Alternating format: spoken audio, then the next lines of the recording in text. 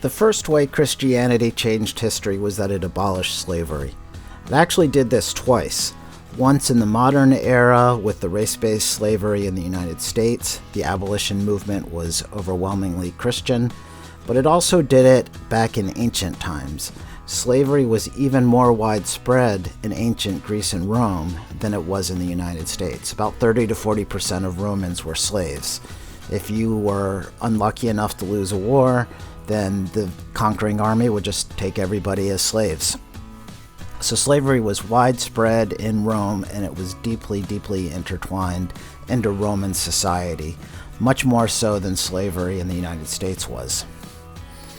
Gregory of Nyssa, in his homily number 4 in 379 AD, became the first human being to make a public statement against slavery as an institution. There were people before him, like the Stoics, who thought that slaves should be treated more kindly, but this was the first time anyone said that slavery was simply immoral and wrong. Now, it took about 800 years and dragged on well into the Middle Ages, but the Catholic Church eventually ended the slavery that dominated the ancient world. That's the first way that Christianity changed civilization. It ended the ancient world's slavery.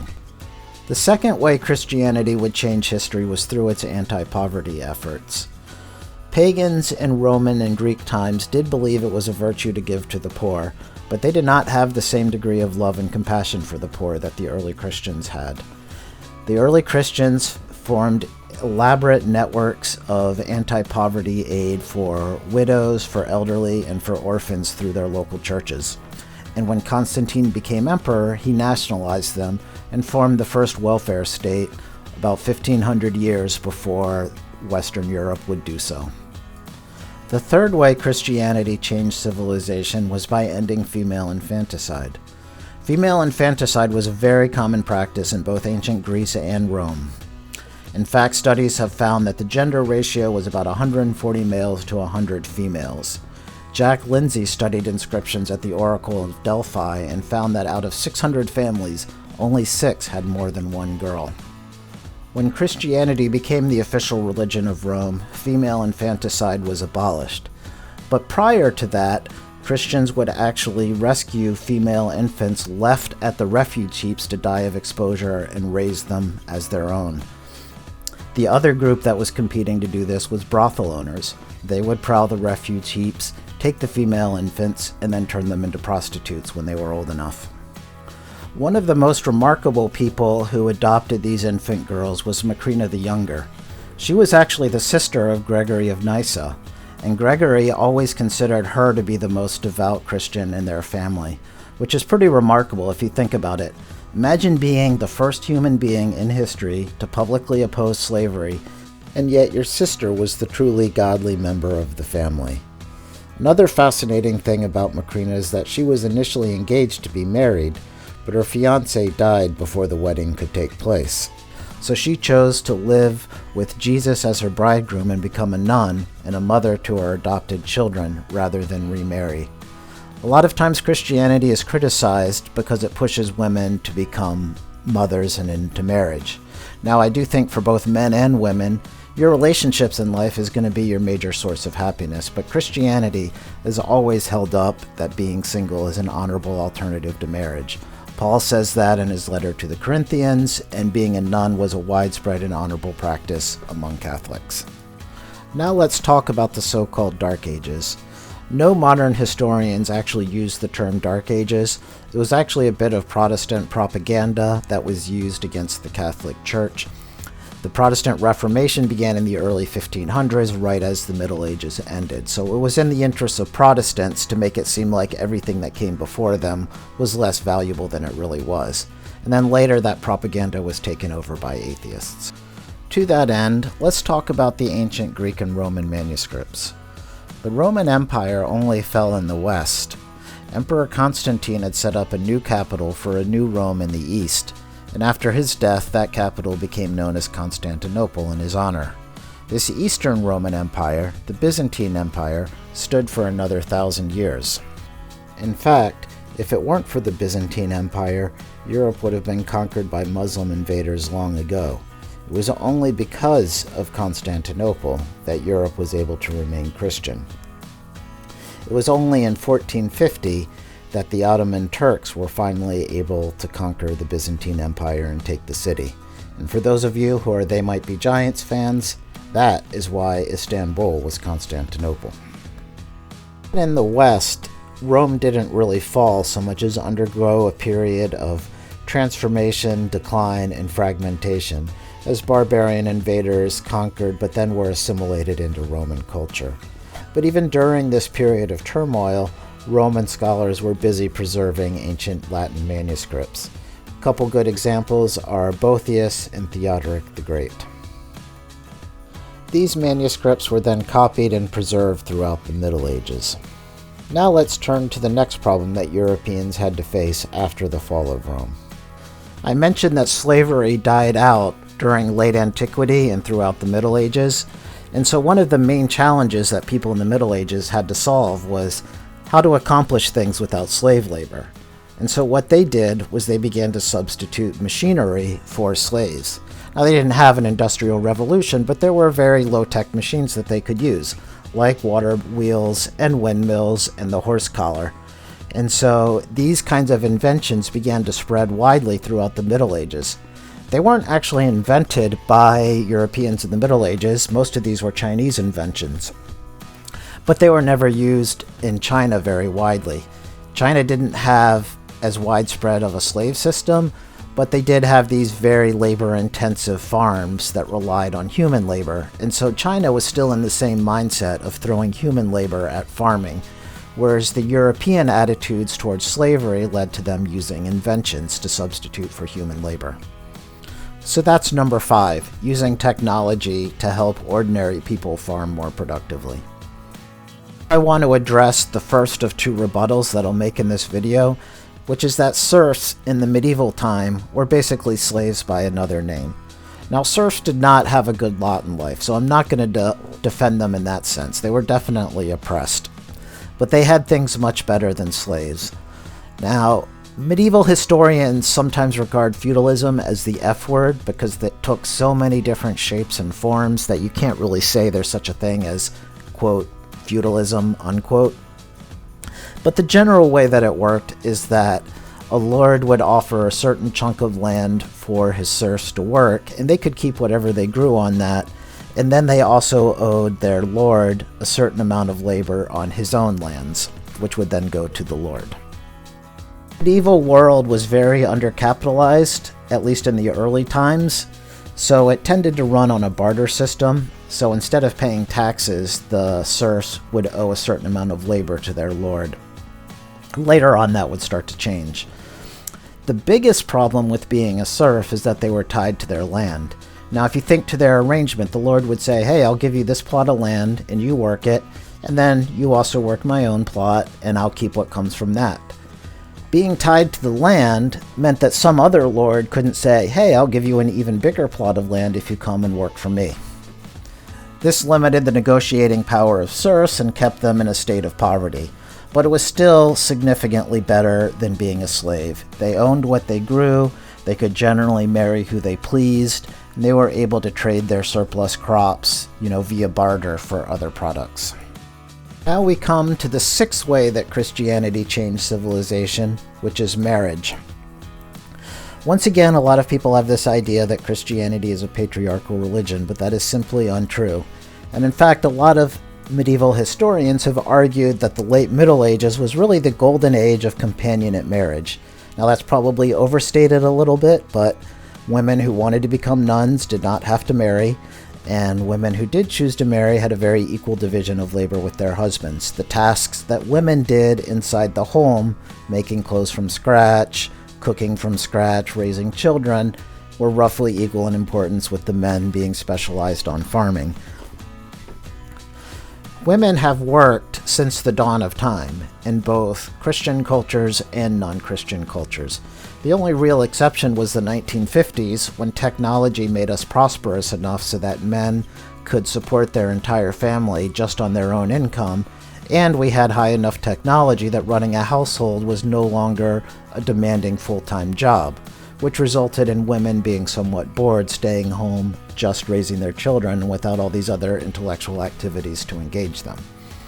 So now let's talk about how companionate marriage arose in the Middle Ages. And that came from what the anthropologist Joseph Henrich calls the Catholic Church's marriage and family plan. It had a whole bunch of planks in it, but the main idea was that the Catholic Church wanted to break the power of strong kinship-driven families. In almost the entire world, certainly the entire uncivilized world, families with strong kinship ties are the backbone of organization. It's hard to trust people outside of your extended family, but within the extended family, there's a lot of trust, cohesion, and social capital. The problem is, we now know that it's a trap. It's very hard to break out of these extended families and into a world where you trust strangers. And yet the Catholic Church's marriage and family plan did exactly that. There are a few planks to this marriage and family plan, and I'm only going to look at a few of them. The first is that the Pope banned cousin marriage, and then over the series of centuries got stricter and stricter until at one point I think even marriages up to seventh cousins were not allowed. Now, this got a little ridiculous, and I think it was mostly used after the fact to justify divorces. You could say, oh, this couple, they were actually sixth cousins to each other, so the marriage never counts, so we can just annul them. But even if there was an element of hypocrisy in it, it really did radically overhaul marriage, and it really did break down these kinships, because certainly first cousins and second cousins, those kinds of marriages just were not allowed anymore. So that's really important. If you think back to primitive times where you've got these strong families with dense kinship networks, if you can marry your daughter to another farmer who owns a lot of land, then that's a great alliance to make. Now, it doesn't matter to you as a family patriarch if he happens to be much older than her and he's very cruel and abusive. That's a great alliance. It's terrible for her, but it's great for you. So, kinship-driven societies tend to use their daughter as currency exactly the same way that kings use their daughters for currency to make royal alliances. The ban on cousin marriages was one of the main attacks on breaking up these kinship-driven societies and creating the nuclear family. The next plank, again, was directly related to the nuclear family, and it's called neo-local residence. Neo-local residence is what's familiar to us in our society. When a man and a woman get married, they buy their own house, they live together apart from either of their in-laws. But in most societies, they have what's called patrilocal residence. That means the wife moves into the extended household of her husband, and that's pretty terrible for women, because now she's away from all her brothers, all her uncles, her father, all the people that would look after her well-being. And it basically gives her husband a free rein to abuse her, and it also gives her mother-in-law free rein to abuse her. In these types of societies, you have to do what your elders tell you to do, so young wives essentially became the slaves of their mother-in-law. The third plank of the marriage and family plan is probably the most important. It is that marriages had to be consensual. So if you think about our own wedding traditions where people say, I do, I myself once thought that you said I do in front of all your friends and all your family in your community, because it was like this old-fashioned idea where the entire community had a stake and were invested in the marriage, and that's why they were there. But I actually had it completely 100% wrong. The reason why other people are at the wedding was to make sure that you weren't coerced into a marriage, particularly the woman. So if she were married to a cruel older man by her family, she would have a chance in public to say, I do not consent. And the Catholic Church had a lot of power, so if she somehow ended up there, word would get out and the Catholic Church would, haul them up to their own ecclesiastical court and they'd be in big trouble. So this was the main way that consensual marriage was enforced throughout the medieval world. And this had a huge downstream impact on marriages. If you think about it from the perspective of a woman, you're in a culture that demands lifelong monogamy, but you get to choose your partner. So you're going to choose someone that really would make a good life partner. You're not going to choose someone cruel. You're not going to choose someone domineering. But you are going to choose someone who has a proven ability to earn an income. So this changed the incentives of men also. If men wanted to attract women and they wanted to get the right woman to say I do, then they had to prove themselves worthy under a very different system than these older kinship-driven societies. Fun fact about this, if for some reason some genie was going to send you back in time to inhabit the life of a person from the Middle Ages, you should not choose a member of the nobility. The wealth of dynastic marriages were so powerful for the nobility that these rules about consensual marriage were often overlooked, and women were essentially coerced into marrying disagreeable or abusive men that they had no interest in. For the men, it still wasn't a great deal. Now, male members of the nobility were given a lot of latitude and could have mistresses, and they obviously did not have the same fear of being abused. But the simple fact is that a lot of medieval men who were members of the nobility were in loveless marriages for strictly dynastic purposes, so being a member of the nobility definitely had its downsides. Number 7. Science. Christianity gave the world science. The reason why this happened is because Christians worshipped a God who was a rational being and whose creation would then be a rational creation that followed orderly physical laws. And that was the key insight that allowed Christian scholars to take the leap from the Greek scholars and discover science. The secular Enlightenment is traditionally dated to begin sometime in the 1680s. There's really no one agreed upon point. And the absolute latest you could date science would be when Isaac Newton published the Principia in 1687. And Isaac Newton was a devout Christian. In fact, he was so devout that it seemed like he was mostly a theologian and discovered calculus and physics as kind of a side hustle. But no modern historian would date the origins of science even close to that late. Francis Bacon and Galileo were working in sort of the early to mid-1600s. Johannes Kepler was working in the very early 1600s. And you had Copernicus 50 years before them. So really you'd have to say that science began in the 1500s if you wanted a more accurate date. And even that date we're now starting to realize is too late. Here's a really important principle of history, and it comes up over and over again. You have an early wave of historians and they'll say something like, X began in the year Y. And given the sources that they had available, that's actually a pretty reasonable assumption. But as more and more historians start studying, they find more and more sources, and they actually find that whatever X was actually began much sooner as they dive into these other sources. And the origin of science is a perfect example. The historian James Hannam makes this point in his book, The Genesis of Science. Now, what happened intellectually is the Catholic intellectuals and scholastics did all their work in Latin, but eventually the center of activity moved away from Latin, and Latin was sort of considered passé and even barbaric, and no one really learned it or studied it or bothered with it as much. And so it wasn't until about 100 years ago when the French physicist Pierre Duhem began looking into historical sources, and what he found there just astonished him. All these ideas that were found in later physicists had already been discussed by Catholic scholastics of the Middle Ages. What they found was the origins of true observation-driven science and work that laid the foundation for Galileo. The eighth way that Christianity changed civilization was universal literacy. Prior to Christianity, there was no civilization with universal literacy in history. Generally, you hit a wall at about 10%, so you've got a certain percentage of nobility, you've got a certain percentage from merchants, and a certain percentage from scholars. You maybe hit 10%. Some, like the Jews, may have gone a little bit higher, but that was pretty much the ceiling. That all changed with the Protestant Reformation. The Protestants believed that everybody had to read the Bible for themselves. Reading the Bible was important to get to know God on a personal level and developing a personal relationship with Jesus. So this led to the push for universal literacy, including for women.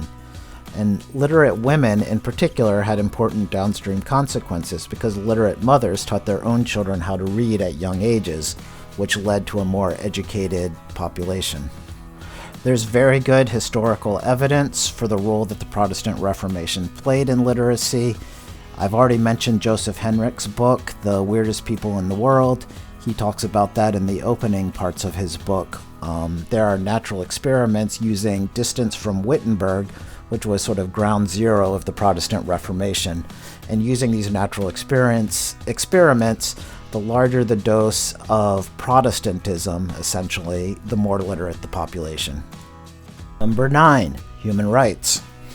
So once again, this Enlightenment is traditionally dated to begin in the 1680s. One of the dates is when John Locke published his 2 treatises on government. And it's in Locke's treatises on government that the doctrine of natural rights was first sort of explained and defended in a rational way. John Locke is not a very good writer, so I do not recommend trying to wade through his treatises on government, but Thomas Jefferson basically was completely ripping off Locke in the Declaration of Independence, and Thomas Jefferson is a beautiful writer, so it's worth just hearing that paragraph of the Declaration of Independence. We hold these truths to be self-evident, that all men are created equal, that they are endowed by their Creator with certain unalienable rights, that among these are life, liberty, and the pursuit of happiness, that to secure these rights, governments are instituted among men, deriving their just powers from the consent of the government, that whenever any form of government becomes destructive to these ends, it is the right of the people to alter or abolish it and to institute new government. Locke himself was a Christian, but he seemed a little dodgy on a couple Orthodox Christian beliefs, such as original sin and the Trinity, so he had somewhat nuanced or possibly even heretical beliefs there. However, even more important than Locke's own philosophy is the context in which he was writing. Now here's a very, very quick history lesson. 140 years before the French put their king on trial for treason, cut off his head, and then dabbled in a republic, and then collapsed into a dictatorship of a brilliant military leader, the English had done the exact same thing. And the English Revolution was not driven by secular philosophers of the Enlightenment, it was driven by puritanical Christians. This began with the idea of reforming the Anglican Church. They thought it was a little bit too much like the Catholic Church, and the Puritans wanted to get rid of the position of bishop. Under Protestant, and particularly Puritan thinking, everybody is equal in the eyes of God, so there shouldn't be a bishop acting as an intercessor between ordinary people and God. Everybody is fundamentally equal that way. So they actually appealed to King James about it, and King James rejected their appeal with what became sort of a slogan of his, "No bishop, no king." King James knew exactly where this Puritan revolution was going to go. If they were allowed to bring bishops down to the level of ordinary people, then it wouldn't be long before they did the same thing to the king. And he was exactly right, except that it was his son, Charles, who was executed, not he himself. But the same ideas that were floating around the French Revolution were floating around the English Revolution. The big difference is that the English Revolution never went quite as far, and it didn't have a reign of terror and sort of the mass persecution that the French Revolution had. The military leader who ended up becoming dictator in the case of the English Revolution was Oliver Cromwell. And when he died, it became very clear that his son was not up to the job, so Parliament invited King Charles's son, Charles II, to become king, and England had a king restored. But at that point, Puritans in England were heavily persecuted. Some of them fled to America, some just kept their beliefs down. And so John Locke never published his work in this time. But this was a period in which the English had experimented with a much more radical form of liberty than what they'd had in the past. Number 10, slavery. This would be the second time that Christianity abolished slavery. The first time we've already seen, which was back in late antiquity in the Middle Ages, when the Catholic Church abolished the slavery of the ancient world. However, by the modern era, Europe had become extraordinarily powerful compared to really the entire rest of the world, and so with that power they began to take slaves. This time the slavery took a more insidious form, because instead of just being slavery that could potentially be of anyone who happened to be so unlucky as to lose in a war or to fall into debt, this time it was race-based slavery. Another difference was that this time the abolition movement was driven by evangelical Christianity. One of the first abolitionist texts was The Selling of Joseph by the Puritan Samuel Sewall. As the title suggests, he compares Joseph being sold into slavery by his brothers to American whites selling their African brothers into slavery. Then the Quakers really took up the gauntlet, and they really became the beating heart of the abolition movement, both in the United States and abroad. The abolitionist movement was overwhelmingly Christian, but it was not exclusively Christian. There were secular abolitionists, but even secular abolitionists were overshadowed by a part of the Enlightenment that we don't talk about too much, namely scientific racism. The scientific enlightened thinkers believed that Africans were actually a separate genetic stock entirely. Recall that this was before Darwin and the idea of a universal ancestry. So they believed in a theory called polygenism, that each race was distinctly different and that Africans were simply inferior to whites. And this gives us one of the great juxtapositions in history. Christianity gave the world abolition twice, once in late antiquity and again in the modern era, whereas secularism gave the world the scientific racism of the Enlightenment, and then after Darwin, social Darwinism and eugenics, which was sterilization of people deemed to be inferior. 11. Trust and social capital. This may seem less familiar than some of these other ideas, but it's arguably the single most important item on the list. It goes back to Joseph Henrich's research in The Weirdest People in the World. Recall that the Catholic Church's marriage and family plan shattered those dense kinship networks that made cooperation difficult outside of the unit of the extended family. The Peruvian economist Hernando de Soto wrote a book called The Mystery of Capital. And the mystery is this: why does capitalism work in the West but not anywhere else? Now, if you ask libertarians, the answer is really obvious. They just don't respect property rights anywhere else, so they keep trying socialism. But De Soto points out that that's simply wrong. Latin America has had 22 different capitalist reforms over the last few centuries, and none of them has ever taken root. They just don't seem to work every time they try it. And the reason is that trust and social capital are a prerequisite for capitalism to work. To illustrate this, De Soto and his team tried to set up a legal business in the city of Lima, and it took them 289 days, working 6 hours a day, in order to get their business legally set up. And maintaining it is almost as difficult. Since people cannot normally do this, what most people do is they simply pay bribes of about 10 to 15% of their sale in order to keep their business going. So that's the main driver of corruption, which is bureaucrats can make a lot more money being corrupt than they can by having simple and efficient processes. And taking trust in social capital is how you break that down. Now, I've barely skimmed the surface. I've got a whole series of videos that are going to basically build to this point, but at a very high level, that's how it works. So that's how Christianity built Western civilization. And if that were all to the story, we'd probably be somewhere well into the millennium at this point.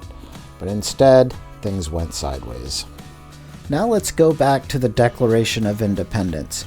Recall that the wording was very specific. It said endowed by their creator. It did not actually say endowed by their Christian God. And that's important because Thomas Jefferson himself was not a Christian. He was a deist of the Enlightenment. But most deists of the Enlightenment could affirm the Declaration of Independence. That all changed with the rise of atheism. And if you get into philosophy, you won't find a single atheist philosopher who actually believes in human rights. Now, philosophers are a maverick group. I'm sure you can dig one or two up, but 99% of atheist philosophers simply do not believe in human rights for the same reason that they don't believe in God. Where's the evidence for this right? If you're going to believe in invisible rights, why not also believe in the invisible flying spaghetti monster? So we need to talk about the rise of atheism, and with it, its partner in crime, which is leftism. Now, I want to distinguish leftism from classical liberalism or Enlightenment liberalism, or the liberalism that inspired the earlier, more moderate phases of the French Revolution. Leftism is based on the philosophy of Jean-Jacques Rousseau, and one of the most important things that Rousseau did is he redefined freedom as submission to the general will. And the general will is what's good for society as a whole, as deemed by intellectuals. And for people who refuse to submit to the general will, Rousseau wrote that they should be forced to be free. And that kind of totalitarian attitude has given rise to both the Reign of Terror and the French Revolution. It gave rise to fascism, which is a direct philosophical descendant of Jean-Jacques Rousseau, and it gave rise to Nazism, which is basically fascism plus the addition of social Darwinism on top of it. And, of course, communism is another descendant of Jean-Jacques Rousseau. The Black Book of Communism estimates that communism resulted in the deaths of 100 million people over the course of the 20th century, such as the 20 million that Stalin sent to the gulags and the 60 million that were killed during the Great Leap Forward in China. And so in that sense, the atheist vision is exactly correct. Christianity and atheism are two clashing worldviews that are fighting to see who can make the world in their image. The difference is, what kind of an image is that? So under Christianity, we got the abolition movement and the belief that blacks and whites were equal. Under atheism, we get scientific racism, social Darwinism, and eugenics. Under atheism, we get communism. Under atheism, we get the Reign of Terror. And so that leads me to the second rebuttal. This video is already getting long, so I can't respond to every objection to Christianity, but I will pick out one of the most important, the Spanish Inquisition. Now, there's some widely varying estimates of how many people were killed in the Spanish Inquisition, but the best estimates are about 5,000 people. The website History for Atheists is a great resource. It is actually written by an atheist who got a little irritated with some of the atheist myth-making about history, and he has some very well-referenced, very well-resourced web pages dealing with some of these ways that atheists have created myths about history. And so the best estimates are about 5,000 people were killed by the Spanish Inquisition, but that was also over a period of about 200 years, so 25 people per year. Compare that to the French Revolution, where 40,000 people were executed during the Reign of Terror in 9 months. It's not even close. Or compare that to Stalin, who sent 20 million people to the gulags. Once again, it's not even close. So even when Christianity is committing gross excesses, the fact that it does something to civilized society tames the extent of those excesses.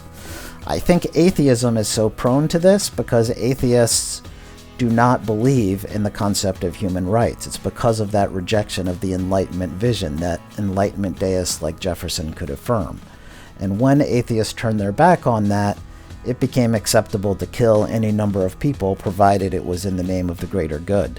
Stalin thought he was creating the greater good. Robespierre thought he was creating the greater good. Mussolini thought he was creating the greater good. All these people thought they were the good guys in history. And I think ultimately that is the key difference between Christianity, that respect for the dignity of the individual versus creating a totalitarian utopia.